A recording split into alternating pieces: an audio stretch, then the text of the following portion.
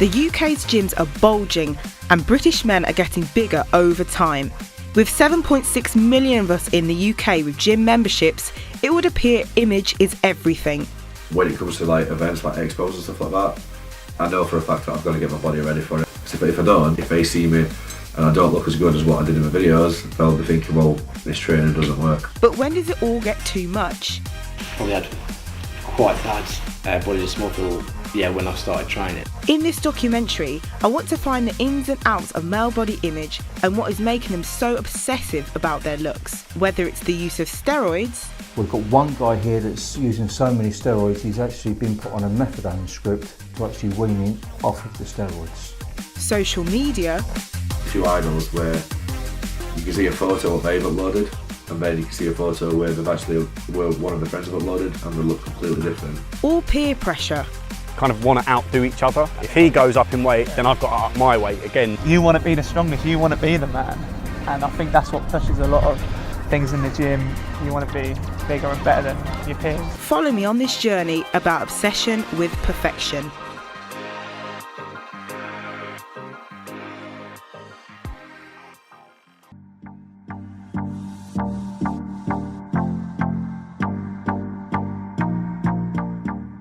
Firstly, I travelled to Sheffield to meet a fitness YouTuber as I wanted to discover whether the people behind the camera really are as confident as they make out, or do they still suffer from a level of self-consciousness. I kind of wanted to share to people like how much confidence you can actually get from being to the gym. I also wanted just to share my journey and try and improve my physique, but also try and improve other people's physique and just help them out whatever they needed with a gym amount. And through YouTube, it's a platform where you can actually engage different people and help them out whatever they want to know about fitness and stuff like that. It's also a way of expressing yourself as well.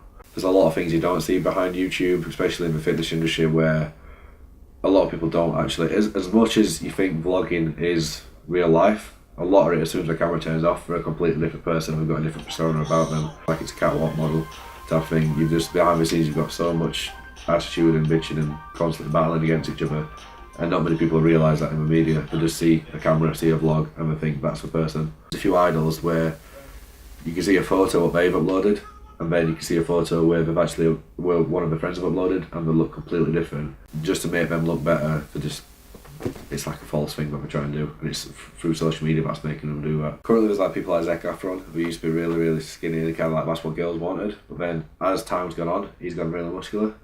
Through all their social media, through what basically the male image is perceived now, it's kind of like everyone's going to try and look like that. By photoshopping and adding filters to our selfies, we can create the perfect image we want our friends to see. But can image also get tied up with peer pressure? Best friends Alfie, Jack and Joe admit when they go to the gym, there is a slight bit of competition. Aspects of motivation as well, because you've got them pushing you harder all the time, so they're trying to get you to lift heavier and go that one more, and also you kind of want to outdo each other.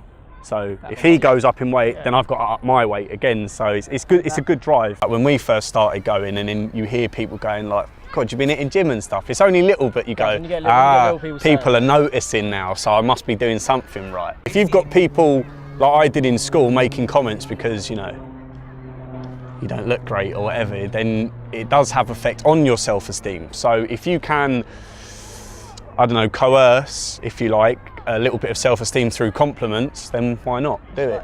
Striving to be the biggest and the best can sometimes take its toll on the body. Along with the increase of gym memberships, the rise of the nutrition and supplement industry has grown in the last 10 years.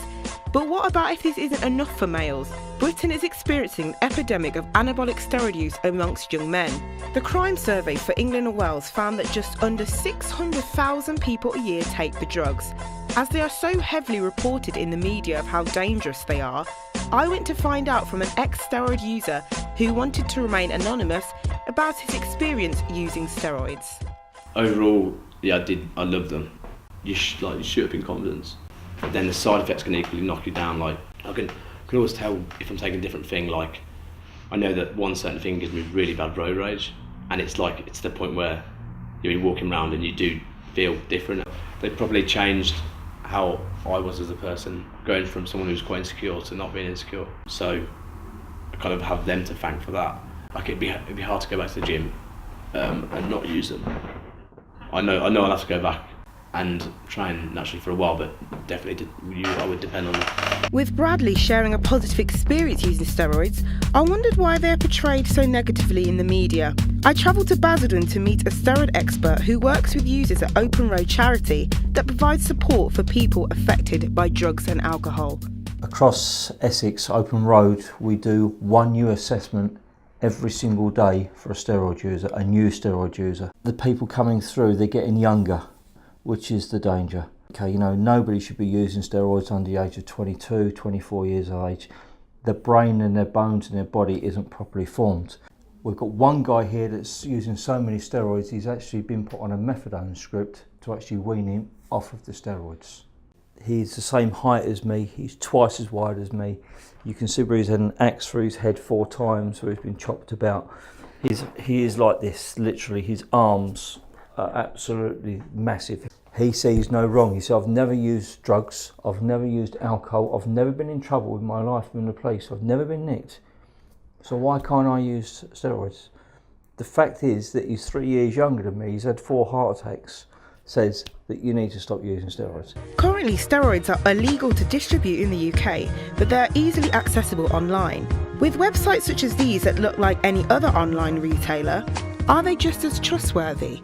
People are always going to be naive to stuff they haven't looked into as much as I have, so I've just learned to accept it. People don't trust buying from online because there's loads of websites, but I found that it's just as trustworthy. Steroids, unfortunately, we don't know what you're buying. You're buying it on the internet. It's not like going to the doctors and being prescribed a steroid for your health reasons. You're buying an anabolic steroid from the internet that you don't know where it's been made, how it's been made, who it's been tampered with. You don't know if it's got nut oil in it and whether you're allergic to nut oil.